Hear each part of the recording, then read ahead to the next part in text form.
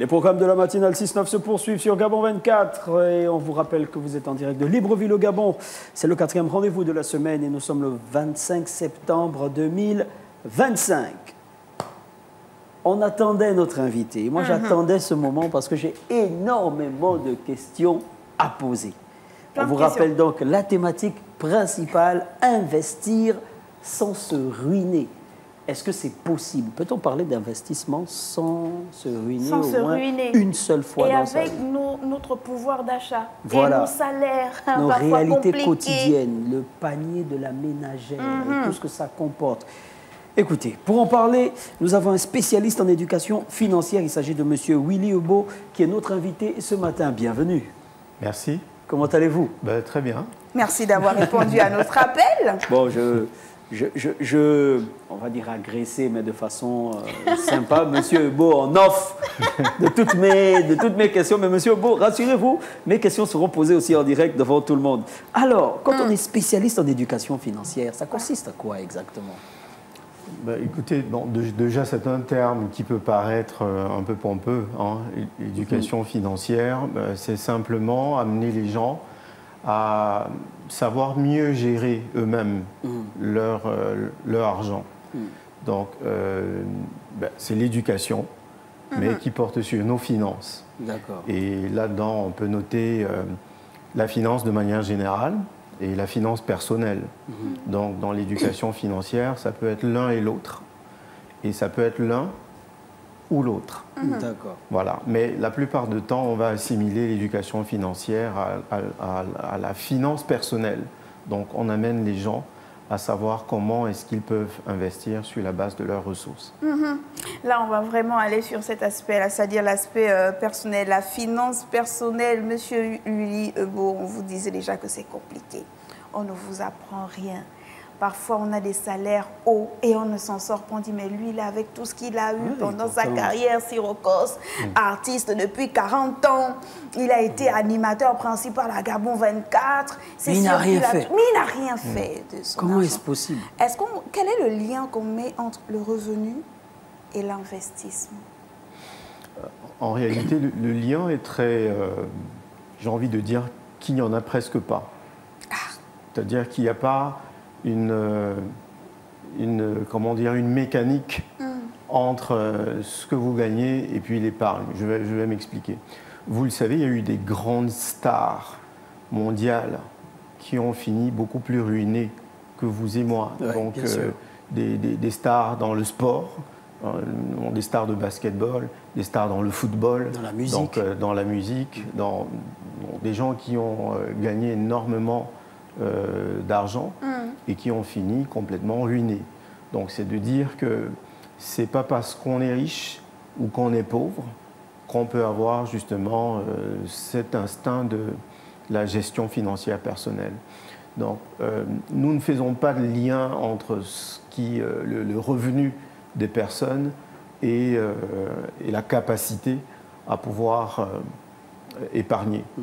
Maintenant, quand on a dit ça, il est évident que celui qui gagne beaucoup d'argent peut épargner beaucoup plus que celui qui gagne très modestement. Donc vous êtes en train de dire que tout le monde peut épargner, tout le monde peut investir. Absolument, tout le monde peut épargner. Vous verrez, hein, on a toujours une raison de ne pas épargner. Oui. On dira toujours, mais ce que je gagne déjà ne me permet pas de survivre au quotidien. Et que, voilà, qu'est-ce que je vais épargner? Je n'ai rien à épargner puisque je ne gagne pas grand-chose. Mais si on fait le bilan au bout d'un mois de tout ce qu'on a dépensé en termes d'alcool seulement, et non l'alcool, parce qu'on est très bien noté, hein, dans l'alcool, nous sommes parmi les pays qui consomment le plus. Oui. Si vous convertissez ce que vous mettez, par exemple, de temps à autre dans une petite bière, vous verrez que ça constitue déjà une base assez importante pour pouvoir épargner. Donc on peut, non pas qu'il faut arrêter de boire, mais on peut réduire significativement ce qu'on met dans l'alcool pour épargner. Vous voyez? Donc des fois on a des dépenses qui sont des dépenses qui peuvent être complètement farfelues et quand on fait le bilan, on se rend compte que ça aurait pu être épargné. Donc, l'épargne est avant tout une manière d'être. Donc, j'ai envie de dire, c'est un style de vie. Et ce n'est pas le montant qui est vraiment le plus important, c'est déjà de prendre conscience de la nécessité d'épargner. Parce que comme on dit, l'épargne, en fait, c'est la liberté. Okay? C'est la liberté. Autant l'épargne est la liberté, autant les dettes, c'est l'esclavage. D'accord? Donc, épargner est un mode de vie, je disais, et ça s'inculque au plus bas âge. Donc, on amène les enfants, déjà, et là, nous revenons vraiment dans l'aspect éducation.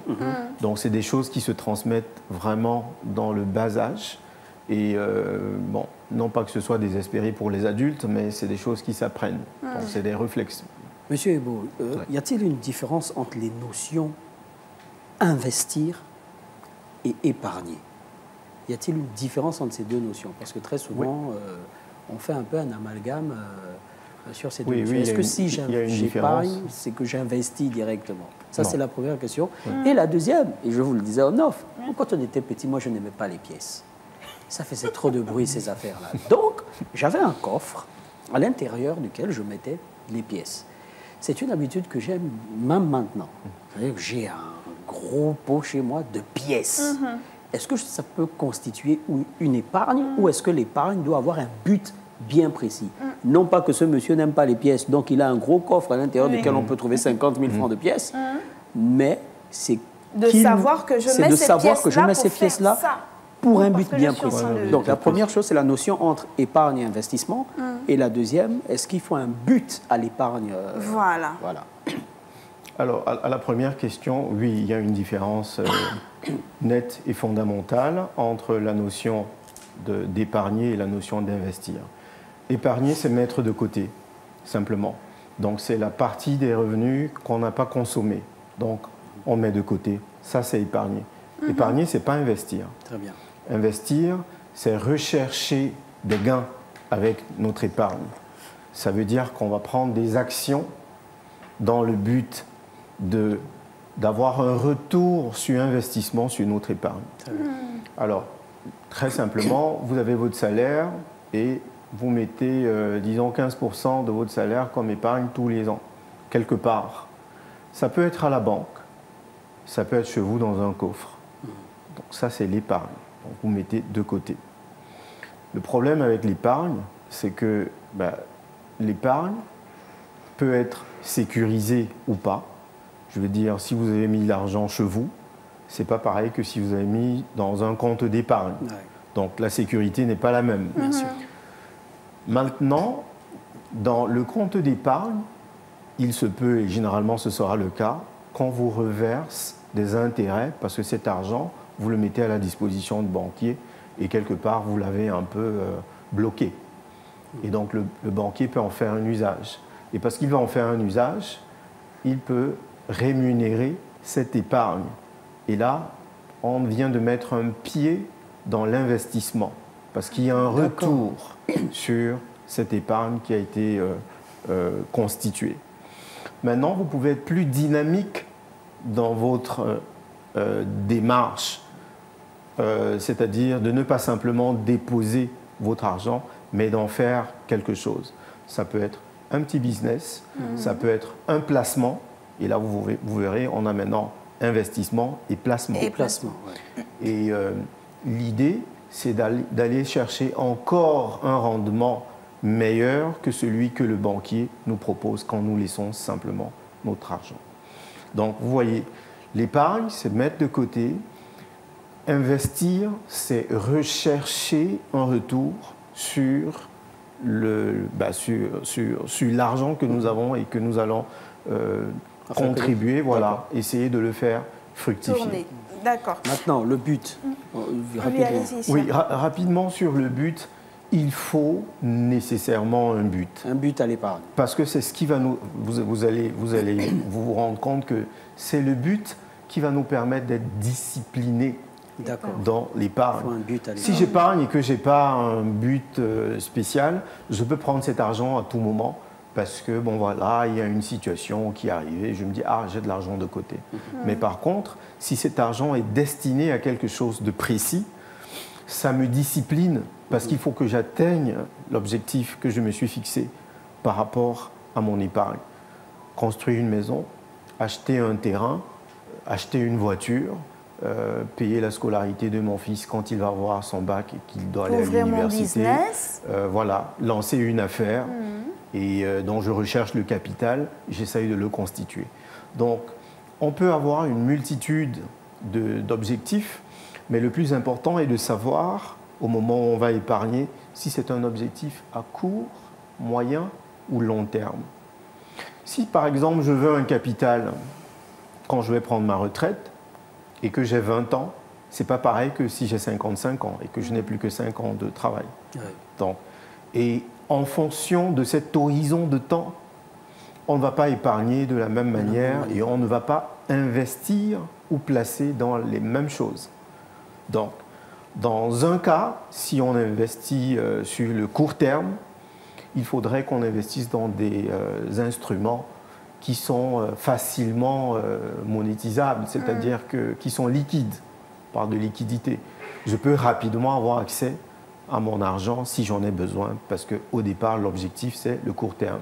Par contre, si c'est le long terme et que j'en ai pour 15 ans d'épargne pour atteindre l'objectif que je me suis fixé, alors j'investis sur des instruments différents qui vont me permettre de rechercher plus de rendement, mais pas nécessairement plus de liquidité parce que ce n'est pas pour tout de suite. Alors, cette matinale est également celle des téléspectateurs. Éloi Ndongi dit « Quels sont les bons réflexes que je devrais avoir quand je perçois mon salaire ?» Très bien, c'est une excellente question. Alors, nous, les Africains, nous avons une routine on a tendance à perdre un peu cette routine, mais ça se voit un peu dans certaines communautés, c'est la tontine. C'est la tontine. La tontine a ceci d'intéressant, c'est qu'il y a une contrainte. Voilà, il y a un jour précis dans le mois où je dois apporter ma contribution et il y aura le jour où il y aura la cassation de la tontine en ma faveur. Donc c'est comme une épargne, même pas que c'est comme, c'est une épargne avec le capital qui vous est donné à un moment précis. Et à cette date-là, vous vous êtes vous-même positionné parce qu'il y a un ordre. Je veux être le 2e, je veux être le 6e, je veux être le 10e. Bon, il faut savoir que si vous avez pris votre tontine très tôt, ça devient une dette. Ah oui. Si vous avez pris en dernier, c'est une épargne. Mais comment ça, monsieur?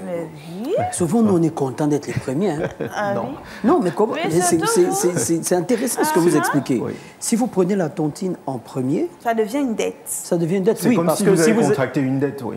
C'est la même chose que si vous étiez à la banque et que le banquier a mis à votre disposition une ligne de crédit. C'est vrai. Parce qu'après, il faut rembourser. Tout le cycle de la tontine, il faudra rembourser ce que vous avez pris puisque vous avez pris en premier. Par contre, si vous êtes le dernier, ça veut dire que vous avez en fait épargné chaque mois et à la fin, Monsieur on vous donne... c'est une question de position. Mais avec des conséquences. Avec des conséquences extrêmement importantes. Mais maintenant que vous le dites, je suis en train de... Parce que vous vouliez être le premier. Non. Et je peux vous dire une chose, quand vous avez déjà pris... Je comprends pourquoi tout le monde refuse la première place. C'est mieux expliqué. Quand vous avez déjà pris... Non, ça dépend. Parce que celui qui veut la première place... Il a parfois besoin justement d'un capital tout de suite pour investir dans quelque chose. Oui.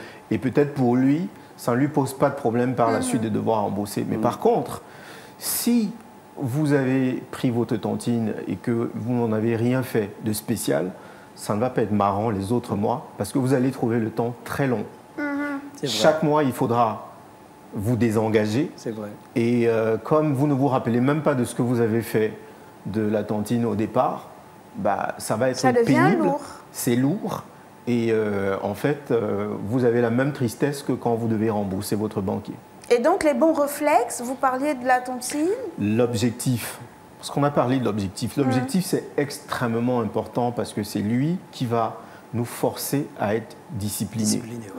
Je veux que mon fils accède à une certaine école d'élite et ça coûte très cher. Il me faut au moins 6 ans d'épargne pour y arriver. Ça tombe bien, il aura son bac dans 6 ans. Donc, je me discipline. Tous les mois, il y a une partie de mon salaire que je vais allouer à... C'est une allocation qui va quelque part de précis. Et peut-être qu'on reviendra sur les canaux, dans quoi est-ce qu'on investit. Oui. Et ça vous permet donc de constituer l'objectif que vous vous êtes fixé par rapport à votre épargne ou par rapport à votre investissement. Donc, dès que je perçois mon salaire, avoir des bons réflexes, c'est de se dire je dois absolument mettre quelque chose de côté avec un objectif. Il y a une étude, c'est-à-dire qu'au départ, vous-même, vous avez des objectifs de vie que vous vous fixez. Alors, je n'ai pas de terrain, j'ai déjà 40 ans et il faudrait bien qu'avant que j'aille en retraite, que j'ai quand même une petite maison où je pourrais vivre avec ma famille, ou quand j'irai à la retraite, il faudrait que je sois quelque part. Donc, c'est presque lié au fait d'être conscient du futur, de ce qui va vous arriver. Parce que ce qui va vous arriver, vous avez deux façons de rêver. Soit vous vous dites, quand ça arrivera, on va voir, ou alors vous vous dites, il faudrait que quand ça arrive, que je sois prêt. Je sois prêt. Donc, c'est pour ça que je disais que c'est avant tout une attitude. C'est d'être simplement sérieux. Parce qu'il y a des imprévus. C'est la maladie, d'accord? Qu'est-ce que je fais? Parfois, je n'ai pas d'assurance. Si un des miens tombe malade, qu'est-ce que je fais? Est-ce que je peux réagir? Si vous pouvez réagir, ça veut dire que vous êtes quelqu'un de conscient. Mais si ça vous prend au dépourvu de manière à ce que vous ne puissiez rien faire, ce serait quand même assez grave. Monsieur Ebo, qu'est-ce qu'on peut dire à ces personnes? Et là, je vais convoquer l'aspect culturel des choses. Nous sommes africains, fiers, à 100%, dans nos veines, tout ça. Il y a la cotisation pour le mariage de mon frère. Il y a la cotisation pour le décès de l'oncle, de la tante, de la petite sœur, de l'ami de ma mère. Il y a... vous voyez tout ce qu'on a comme charge en étant dans le... Si je suis marié... L'anniversaire de la cousine. L'anniversaire de la cousine. Pire, si je suis marié et les décès de ma famille et les décès de la famille de ma femme, je cotise aussi. Mais, pour revenir à ce que Modesto, comme disait au début, je n'ai pas un gros salaire non plus. Je vis quasiment au jour le jour, parce que beaucoup de Gabonais vivent au jour le jour. C'est vrai. On est payé à une date bien précise. Le 15, on n'a plus rien. Et on n'a même pas d'épargne. Comment est-ce que, vu qu'on parle d'éducation financière, on peut orienter ces personnes-là à être plus... Je ne sais pas si la prudence est le maître mot dans ce cas, mais comment on oriente ces gens-là à épargner et à se dire que, écoutez, c'est important de prévoir, alors que nos réalités quotidiennes ne nous permettent même pas de mettre finalement 5 000 francs de côté. Comment on parle à ces personnes-là? Alors, normalement, ce n'est pas un discours qui devrait amener les gens à être conscients de la nécessité d'épargner. C'est le regard de votre enfant. Quand votre enfant vient au monde, vous devriez naturellement vous dire « qu'est-ce que je peux faire pour lui ?» C'est un instinct maternel, paternel, d'essayer d'assurer son avenir au moment même où il vient au monde. Donc, la vie qu'on a quand on est seul, célibataire, sans enfant, ne devrait pas être celle qu'on a quand on est marié. Ne devrait pas être celle qu'on a quand on est marié et qu'on a des enfants. Vous voyez? Et chacun des aspects devrait modifier notre manière d'être. D'abord, déjà, hors l'éducation financière. Le temps tel que je l'avais réparti avant, quand j'étais tout seul, n'est plus le même quand je suis marié. Désormais, il y a un temps que je dois consacrer à ma femme. Bien sûr. Dès qu'il y a des enfants, il y a un temps à consacrer aux enfants et un temps à consacrer à ma femme. Vous voyez? Ce temps, il vient d'où? Je l'ai pris du temps que j'avais avant. J'ai réorganisé mes priorités. Donc, en réalité, c'est une échelle des valeurs qu'il faut reconstruire. Quand je dis que ce n'est pas normalement un discours, c'est, si vous voulez, non pas le discours, mais c'est plutôt une instruction par rapport aux différentes palettes qu'on a. Non pas sur la conscience de devoir investir, de devoir épargner. Ça devrait venir de manière intérieure pour quelqu'un qui a ne serait-ce qu'une minute de méditation dans la journée. Il saurait que, bon voilà, mes priorités désormais, c'est ceci, c'est cela. Et il le sait, tout comme son temps, son argent n'est plus dépensé comme c'était avant.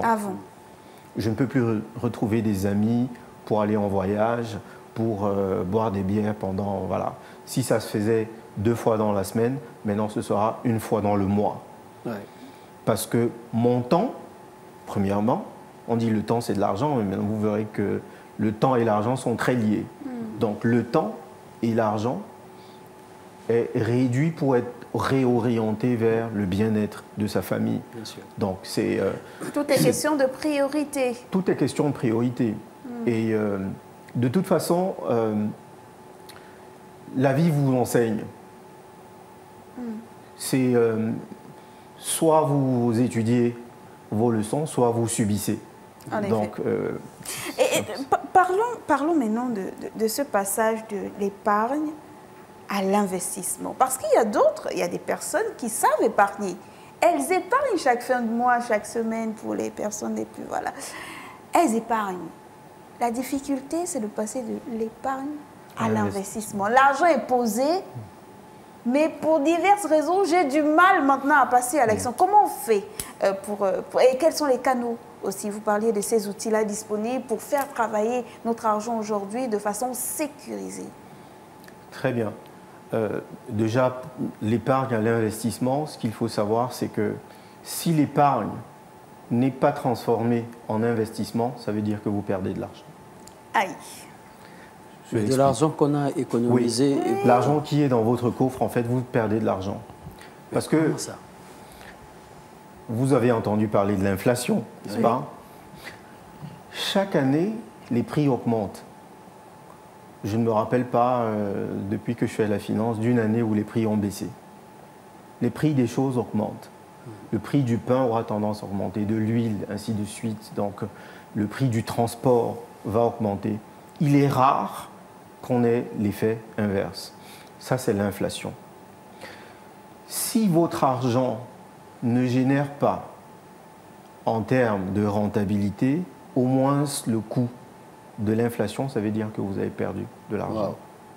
Si je gagne 100 000 francs et que je peux acheter, on va dire, 10 choses nécessaires pour vivre, l'année prochaine, je ne pourrai acheter que 9. Oui. Et après, 8. Avec les mêmes 100 000 francs. L'argent perd en valeur. C'est trop méchant, c'est trop méchant. Il a mal parce qu'il sait qu'il a un trou chez lui. C'est là-bas où il faut sortir l'argent du trou aussi. Il faut investir. Il faut investir. C'est pour vous que cette thématique... L'épargne une grosse dépensière qui me parle. Oui. Donc, notre argent perd de la valeur. Oui, il perd de la valeur. À cause de l'inflation. Oui, à cause de l'inflation. D'accord. L'épargne qui dort, c'est de l'argent que nous perdons chaque année. Donc, il faut investir, mais surtout investir dans quelque chose qui nous permet de gagner bien plus que l'inflation. Si nous sommes, c'est le cas en ce moment, nous tournons entre 5 et 6% d'inflation. Ces dernières années, le taux d'inflation a été assez élevé. Ça veut dire que je dois épargner dans quelque chose qui soit au-dessus de 5%, au-dessus de 6%, pour que j'ai gagné de l'argent, parce que l'inflation va récupérer une partie de mes gains. Donc, la meilleure manière de lire la rentabilité, c'est de toujours s'assurer que nous arrivons à au moins être au-dessus de l'inflation. Et donc, moi, je suis salariée lambda. Je fais quoi? Je veux investir. Je vais où? Je vois qui? Je fais comment? Je n'ai pas de boutique, je n'ai pas de magasin. Il y a l'épargne non financière et l'épargne financière. Bon, autant dit, je suis plus professionnel de l'épargne financière. Mais en Afrique, nous avons l'épargne non financière. Ouais. Certains investissent, par exemple, dans du bétail, vont acheter des poules, n'est-ce pas, des chèvres, vont avoir un petit bétail. Certains vont investir peut-être dans des produits agricoles, certains vont investir en achetant simplement un bout de terrain, n'est-ce pas? Je prends ma tontine et j'investis dans un terrain. J'ai acheté un terrain. Ce n'est pas de l'épargne financière, puisqu'en réalité, on a investi dans quelque chose de physique, mais on a épargné. Et les Africains ont ce réflexe de l'épargne non financière. Donc quelqu'un vous dira, bon, je n'ai peut-être pas grand-chose en banque, mais j'ai un troupeau de bœufs, j'ai un troupeau de moutons, j'ai un terrain à tel endroit. C'est de l'épargne, mais elle est non financière. Donc c'est la première manière d'investir. D'investir. C'est cet investissement donc, non financier et qui est assez répandu en Afrique de manière générale et plus particulièrement autour de nous. Maintenant, il y a l'épargne financière. Maintenant, il y a l'épargne financière. Et dans l'épargne financière, c'est de partir avec son argent pour le remettre à une institution financière contre une rémunération. Naturellement, c'est d'abord la banque. C'est, puisque généralement, le banquier vous propose un compte d'épargne. C'est pour que l'argent ne quitte déjà pas. Votre salaire arrive et une partie est directement constituée sous forme d'épargne. Et il faut s'intéresser au taux d'intérêt que le banquier vous propose. Ça, c'est la manière passive de faire de l'épargne financière. Maintenant, il y a une manière qui est beaucoup plus dynamique de faire l'épargne financière, c'est le marché financier. Le marché financier, c'est de dire, OK, mon argent, premièrement, je vais le prêter à quelqu'un, ou alors je vais acheter les titres d'une société qui, d'après moi, peut-être gagne de l'argent. Et c'est la manière dynamique donc, de faire de l'investissement financier. Ma dernière question, on est vraiment au terme. On en a encore plein, monsieur. On pourrait rester avec vous toute la journée. Comment peut-on réduire les risques d'un investissement? De ce qu'on parle, par exemple, d'une épargne non financière ou d'une épargne financière. Comment on réduit les risques? Comment on se dit que là, je peux mettre mon argent là et j'aurai un retour sur investissement ou comment? Alors, Warren Buffett, qui est un grand investisseur connu partout dans le monde, il dit qu'il y a 2 règles dans l'investissement. La première règle, c'est de s'assurer de ne pas tout perdre. La deuxième règle, c'est de ne jamais oublier la première. Ah oui. Il y a le risque. Le risque est partout. Le risque est partout. Donc, il y a un couple risque-rendement. Si je veux plus de rendement, je vais nécessairement prendre un peu plus de risque. Maintenant, si je ne veux prendre aucun risque, alors j'aurai des rendements qui sont beaucoup plus modestes, sans jeu de mots. Et c'est quoi, par exemple, parmi les risques financiers? Quand on ne veut pas prendre de risques, généralement, on prête l'argent à l'État. Bon, déjà, ça nous assure d'être un peu les citoyens actifs parce qu'on prête l'argent à l'État. Ça a l'air d'être un peu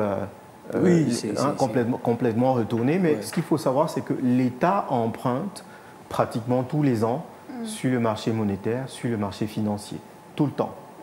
Et nous avons la possibilité de prêter notre épargne donc, à l'État qui le rémunère, n'est-ce pas, suivant un taux d'intérêt qui est défini à l'avance. Donc, qu'est-ce qu'on va faire? Il faut qu'on s'assure que c'est au-dessus de l'inflation, n'est-ce pas? Donc, on va chercher, l'inflation était de combien? L'État propose combien? Ah, c'est au-dessus de l'inflation, d'accord, je peux bien accompagner l'État dans son programme de développement. Donc, c'est ça, à chaque fois. Et on dit que c'est un placement qui est sûr, parce que c'est l'État, n'est-ce pas? Si c'est une entreprise, c'est un peu plus risqué que si c'était l'État. Donc l'État, c'est le risque zéro. Donc ça peut être ça. Ça peut être également une assurance vie. D'accord? Vous pouvez aussi investir dans une assurance vie. Il faut vous assurer juste que l'institution que vous allez choisir est une institution de renom qui est là depuis très longtemps et qui a une certaine crédibilité. Qui ne risque pas de fermer demain. Mais une chose est certaine, le risque existe toujours. On aurait envie de vous garder sur le plateau. Il y a tellement de questions et c'est là où on sent la nécessité de véritablement mettre en place des programmes d'éducation financière, des sensibilisations, faire des masterclass, des ateliers. Il faut en parler. Parfois, on a de l'argent, on pense avoir de l'argent alors qu'en réalité, en termes de valeur, cela ne représente rien du tout. Merci beaucoup, Monsieur Willy Ebo. Je rappelle que vous êtes spécialiste en éducation financière, un acteur actif dans le marché financier de la sous-région. Merci d'être passé sur notre plateau. Merci à vous. Et on espère que cette émission vous aura servi. Vous aurez l'opportunité de la suivre encore et encore et encore sur nos différentes plateformes sociales.